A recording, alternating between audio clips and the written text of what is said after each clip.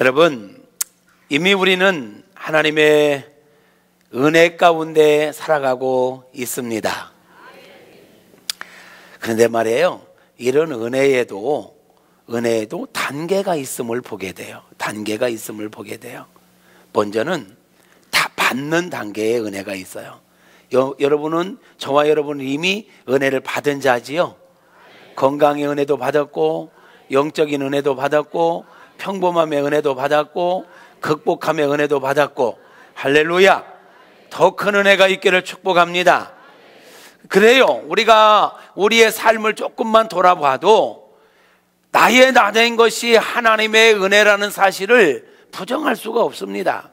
이미 우리는 정말 넘치는 은혜를 받은 자들입니다. 아멘. 그러므로 우리는 받은 은혜를 헤아려 보고 감사하는 삶을 살아야 할 것입니다. 이미 받은 은혜로 만족하지 말고요, 받은 은혜를 은혜로 안다면 감사하는 삶을 살아야 합니다. 그렇게 우리가 감사하는 삶을 살 때 그 다음 단계의 은혜가 주어지더라고요. 그 다음 단계의 은혜가 뭐냐면, 받는 은혜, 그 다음 단계는 뭐냐면 누리는 은혜입니다. 무슨 은혜? 네, 은혜를 받음으로 그치지 말고 그 은혜를 누리며 살아가는 축복이 있기를 바랍니다. 여러분, 그게 당연한 것 같지만 당연하지 않아요. 은혜는 받았는데 누리지 못하는 사람들이 많습니다. 여러분, 누리는 은혜까지 가야 진짜 은혜더라고요. 그런데 말이에요, 그 누리는 은혜는 그냥 주어지는 게 아니에요. 누리는 은혜를 지금 여러분이 누리고 있다면 그건 하나님의 선물인 것입니다. 아멘입니까? 하나님의 선물이에요. 여러분, 우리가 이 땅에 살아가는 동안에 아무리 많은 은혜를 받았어도 누리지 못하면 그 모든 것들은 헛되다고, 허무하다라고 전도서 기자는 표현하고 있거든요. 허무한, 이미 받았어요. 근데 그걸 누리지 못한다? 그러면 허무한 거예요. 허무한 거예요. 오늘 본문을 제가 전도서 6장 1절부터 6절로 택했는데 그 말씀을 보면 그걸 이야기합니다. 우리 함께 읽어볼까요? 같이요. 시작. 내가 해 아래서 한 가지 불행한 일이 있는 것을 보았나니 이는 사람의 마음을 무겁게 하는 것이라. 어떤 사람은 그의 영혼이 바라는 모든 소원에 부족함이 없어 재물과 부유와 존귀를 하나님께 받았으나 하나님께서 그가 그것을 누리도록 허락하지 아니하셨으므로 다른 사람이 누리나니 이것도 헛되어 악한 병이로다. 사람이 비록 100명의 자녀를 낳고 또 장수하여 사는 날이 많을지라도 그의 영혼은 그러한 행복으로 만족하지 못하고 또 그가 안장되지 못하면 나는 이르기를 낙태된 자가 그보다 낫다 하나니 나는 낙태된 자는 헛되이 왔다가 어두운 중에 가매 그의 이름이 어둠에 덮이니 햇빛도 보지 못하고 또 그것을 알지도 못하나 이는 이가 그보다 더 평안함이라. 그가 비록 1000년의 갑절을 산다 할지라도 행복을 보지 못하면 마침내 다 한 곳으로 돌아가는 것뿐 아니냐. 무슨 말이냐면요, 사람이 자기가 원하는 것을 다 받았어요. 재물도 받고 부유함도 받고 이거를 다 받았는데 누리지 못하는 경우가 있더라는 거예요. 그러면 그 받은 게 누구 것이 되겠느냐는 거죠. 여러분, 받는 은혜에 그치지 말고 받은 은혜를 다 누리는 은혜가 있기를 축복합니다. 정말 중요한 은혜예요. 그거 구해야 될 거예요. 하나님, 내가 받은 것을 누리며 살 수 있도록 은혜를 달라고 기도하십시오. 행복이 없이 오래 사는 게 뭐 그렇게 큰 복이겠냐고요. 근데 그 평안, 그 누림, 이거는 그냥 되어지는 게 아니라 하나님의 선물이라. 전도서 5장 18절 19절에 보니까 그게 바로 선물로 되어지는 것이라고 말씀하고 있네요. 함께 읽어볼까요? 사람이 하나님께서 그에게 주신 바 그 일평생에 먹고 마시며 해 아래서 하는 모든 수고 중에서 낙을 보는 것이 선하고 아름다움을 내가 보았나니 그것이 그의 몫이로다. 또한 어떤 사람에게든지 하나님의 재물과 부유를 그에게 주사 능히 누리게 하시며 제 몫을 받아 수고함으로 즐거워하게 하신 것은 하나님의 선물이라.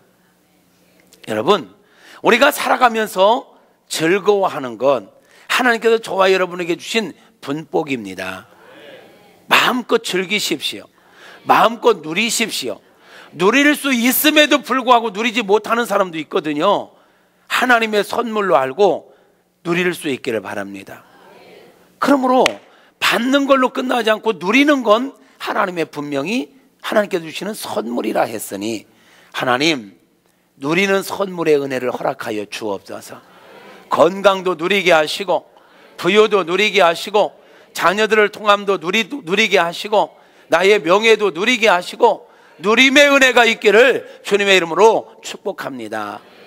두 번째, 누리는 은혜는 첫째는 하나님의 선물로 주어진다면 또 하나 보고 싶어요. 이미 받은 은혜를 누리는 은혜로 이어지게 하려면 마음에 감사의 마음이 있어야 합니다.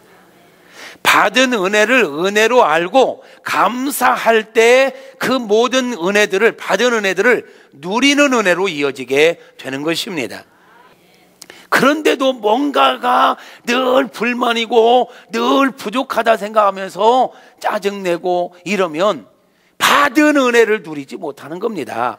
감사하며 살 때 은혜를 누리게 되는 줄로 믿습니다. 여러분, 감사할 때 행복이 옵니다. 감사하는 자가 행복을 누리는 것입니다. 행복하기를 원하신다면 감사하십시오. 감사가 회복되어지기를 축복합니다. 할렐루야. 우리 감사하면서 합시다. 그런데 말이에요, 우리가 이게 감사하면 좋다는 걸 아는데, 감사하며 살 때 받은 은혜를 누릴 수 있다는 것도 아는데, 중요한 건 감사가 자꾸 깨진다는 거예요. 감사를 못하게 하는 게 있다라는 거예요. 여러분 안에 감사를 못하게 하는 장애물이 뭡니까? 보니까 욕심이더라고요. 욕심이 우리로 하여금 감사를 빼앗아 가더라고요.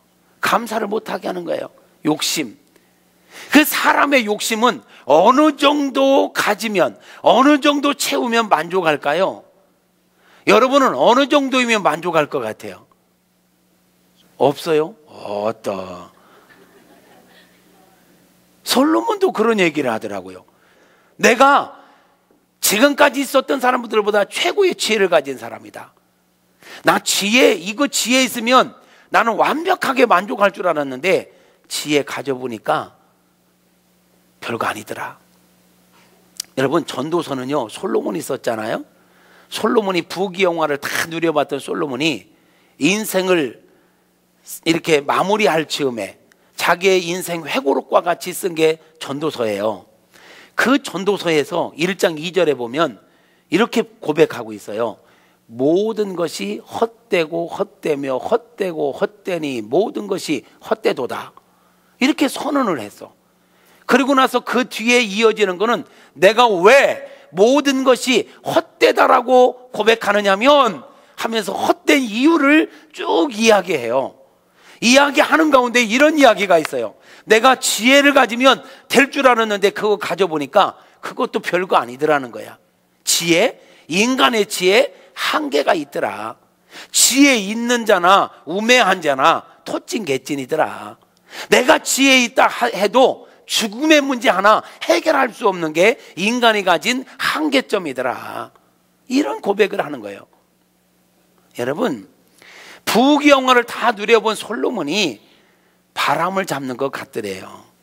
이것만 취하면 될 줄 알았는데 잡아보니까 잡히는 게 없어. 바람처럼 말이야. 이렇게 쭉 이야기하는 것이 전도서예요. 그러니까 인간의 욕심은 끝이 없다라는 거야. 끝이 없다는 거야. 사람의 욕심이 끝이 없어요. 욕심을 내려놓으시옵소서.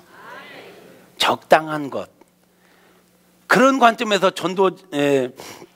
아굴은 잠언 30장에서 아굴이라는 사람은 뭐라고 고백합니까? 그걸 알기 때문에, 인간의 욕심을 알기 때문에 하나님, 제가 두 가지만 구할게요. 첫째는 내게서 거짓과 헛된 것을 제하여 주시옵소서. 거짓과 허탄한 것들, 이거 욕심, 끊임없이 구하는 이 욕심, 이런 욕심을 제하소서, 이 말이요. 두 번째, 하나님, 나에게요, 너무 부자도 되게 하지 마시고 너무 가난하게도 하지 마옵소서. 왜냐하면 내가 돈이 너무 많아서 돈에 취해가지고 하나님이 없다 할까 두렵사오며, 내가 또 너무 가난해서 사람들에게 하나님의 영광을 가릴까 두렵사오니, 나로 하여금 너무 부하게도 마시고 너무 가난하게도 마옵시고 일용할 양식을 주옵소서. 여러분, 일용할 양식이면 되는 것입니다. 할렐루야. 일용할 양식이면 돼요. 그럼 우리 주님은 뭘 하십니까?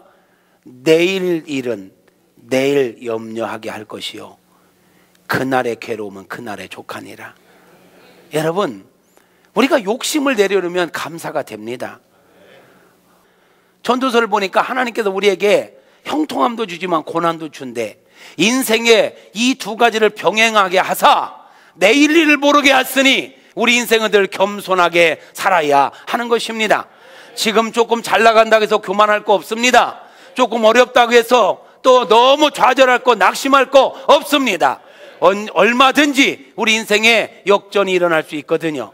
그래서 인생은 기본적으로 겸손하게 살아야 합니다. 오늘 주신 은혜에 대해서 감사하고, 야고보서 5장 13절 말씀처럼 너희 중에 고난당한 자가 있느냐? 저는 기도할 것이요, 너희 중에 즐거운 자가 있느냐? 저는 찬송할지니라. 어려우면 기도하면 되는 것이고, 좋은 일 있으면 하나님을 찬양하며 감사하며 살면 되는 것인 줄로 믿습니다.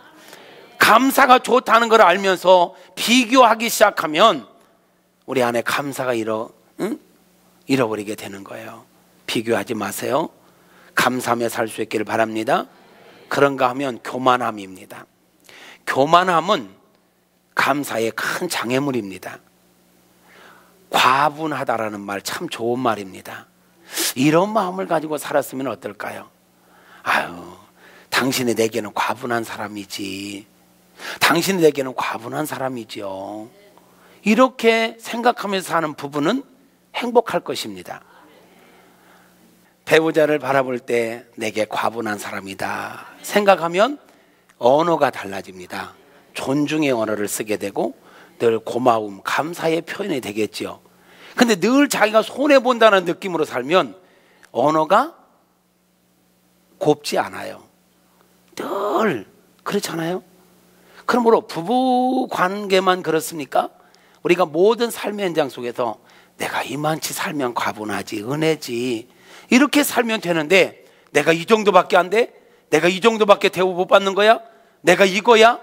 이러기 시작하면 받은 은혜를 누리지 못하고 늘 인생을 허비하는 거예요. 허비하는 거예요. 성경은 이야기합니다. 겸손은 존귀의 앞잡이지만 교만은 패망의 선봉이라. 할렐루야. 겸손할 수 있기를 주님의 이름으로 축복합니다. 누가 뭐라 해도 감사의 큰 장애물은요, 죄입니다. 죄 때문에 인생에 감사가 사라지고 찬양이 사라진 것입니다. 하나님과 관계가 바르게 되어 있을 때는 우리 입술을 열면 찬양이었고 감사였습니다. 근데 죄가 들어오면서부터, 하나님과 등지면서부터 매사가 만족이었고 뭔가 욕심에 매여 있고 비교의식에 매여 있고 늘 불만과 불평 가운데 살아가게 된 것입니다. 죄가 장애물입니다. 이제 정리할까 해요. 그러면 어떻게 하면 감사하며 살 수 있을까요?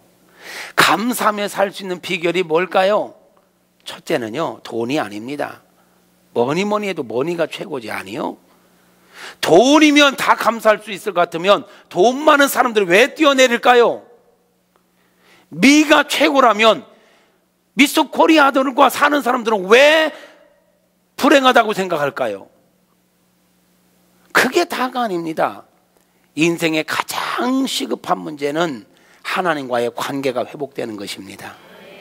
하나님과의 관계가 틀어짐으로 인생의 모든 문제가 왔습니다.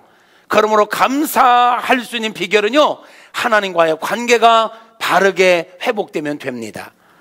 여러분, 예수님을 진짜 잘 믿는 사람들 보십시오. 인간적인 기준으로 볼 때는 감사할 거리가 없는데 이 사람은 입만 열면 감사하대. 감사하대. 뭐가 그렇게 감사하다는 거야? 이해가 안 돼. 근데 이 사람은 쇼가 아니야. 내면에 진짜 감사가 있단 말이에요. 이게 믿음으로부터 오는 은혜인 줄로 믿습니다. 여러분, 우리는요, 하나님께 우리 몸을 흙으로 만드시고 우리 안에 하나님의 생명을 집어넣었어요. 그 영적인 존재가 되게 했죠.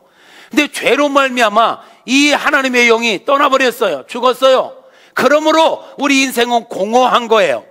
하나님의 은혜로 하나님이 채워주셔야 될 부분, 이 부분이 없으니까 세상 모든 걸 다 가져도 만족함이 없다라는 거예요.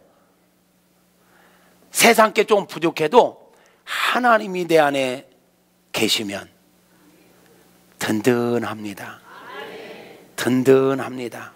그래서 감사가 되는 거예요. 감사가 되는 거예요. 그래서 하나님과의 관계가 회복돼야 감사한다. 그럼 어떻게 하면 하나님과의 관계가 회복될까요? 예수가 구원자 되심을 믿는 믿음이 있어야 합니다. 예수가 구원자 되심을 믿을 때 우리 죽었던 영이 살아나고 죄와 허물로 죽었던 영이 살아나고, 그럴 때 하나님과의 관계가 회복되는 것입니다. 여러분, 예수님은 우리의 구원자십니다. 예수님이 구원자 되심을 믿으십시오. 믿어지는 은혜가 있기를 축복합니다. 믿어지는 은혜가 있기를 축복합니다. 그러므로 우리 안에 하나님과의 관계가 온전히 회복되어지는 은혜가 있기를 바랍니다. 두 번째로요, 어떻게 할 때 감사하는 삶을 살 수 있느냐? 세상에 통장에 잔고가 있어야 든든한 게 아니에요. 하나님이 나의 공급자 되심을 믿는 믿음이 있을 때 우리는 감사할 수 있습니다. 하나님은 저와 여러분의 공급자십니다. 진정한 공급자는 하나님이십니다. 하나님이면 됩니다. 우리가 하나님 앞에 쓰임 받는데 내가 뭐 있어야 되는 걸로 착각하지 마십시오. 우리가 전도하다 보면 여자분들보다는 특별히 남자분들 가운데 지금은요 제가 상황이요 교회 갈 상황이 안 돼요.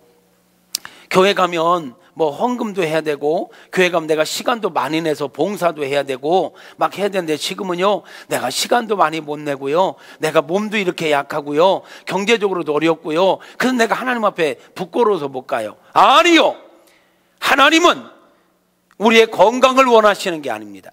하나님 우리가 가지고 있는 재물을 원하시는 게 아닙니다. 하나님 우리가 갖고 있는 어떤 능력을 원하시는 게 아니라 우리 자체를 원하십니다.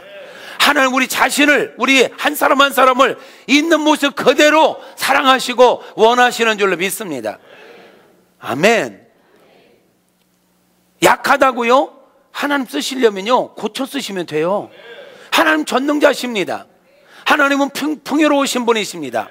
아니 우리를 쓰시려고 하는데 우리가 돈 없다? 그럼 하나님 돈 주셔서 쓰실 거 아니에요. 약하다? 고쳐 쓰실 거 아니에요.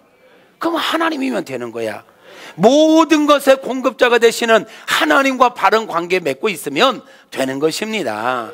할렐루야. 여러분 힘으로 하나님을 섬기려고 하지 말고 은혜로 섬겨갈 수 있기를 바랍니다. 신앙생활도 내가 겨우 어떻게 막 그냥 겨우 끌려가는 신앙생활이 있고 되어지는 신앙생활이 있어요. 하나님은 하나님의 일을 할 때 하나님께 필요한 걸 주셔서 감당하게 하십니다. 이 출애굽기에서 성막을 만드는 것도 보니까요, 하나님께서 모세에게, 광야 생활하는 모세에게 야 성막을 만들어라. 근데 그 성막이 만들어졌을 때 보고하는 걸 보니까 하나님께서 하게 하시고 사람이 한 게 아니라 사람이 했지 하기는, 근데 지혜가 필요할 때 지혜를 주셔서 하게 하시고 물질이 필요할 때 물질을 허락하셔서 하게 하셨더라는 거예요. 하게 하시는 은혜를 누리기를 축복합니다. 사랑하는 성도 여러분,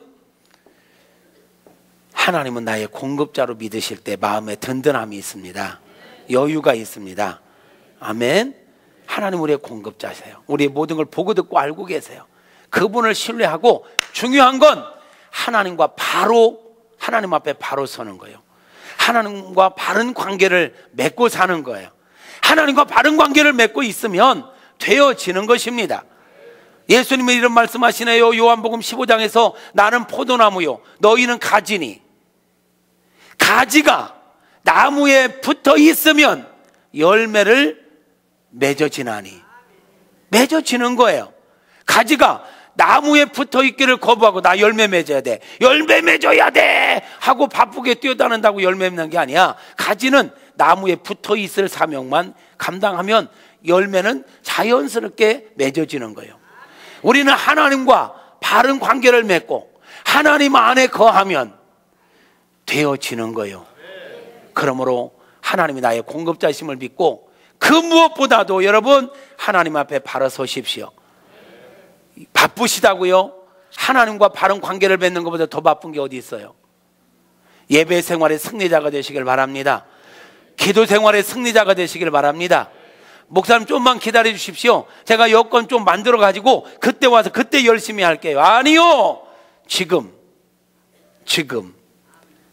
그 무엇보다도 예배를 우선으로 합시다. 기도 생활을 우선으로 합시다. 먼저 그의 나라와 그의 의를 구할 때 이 모든 걸 더해 주신 은혜를 누리게 되는 것입니다. 한 가지 더 이야기하겠습니다. 여러분, 감사하며 살려면 자족하는 마음이 있어야 합니다. 자족하는 마음. 내 모든 환경 여건 가운데 지금 있는 걸 족한 줄로 아는 자족하는 마음.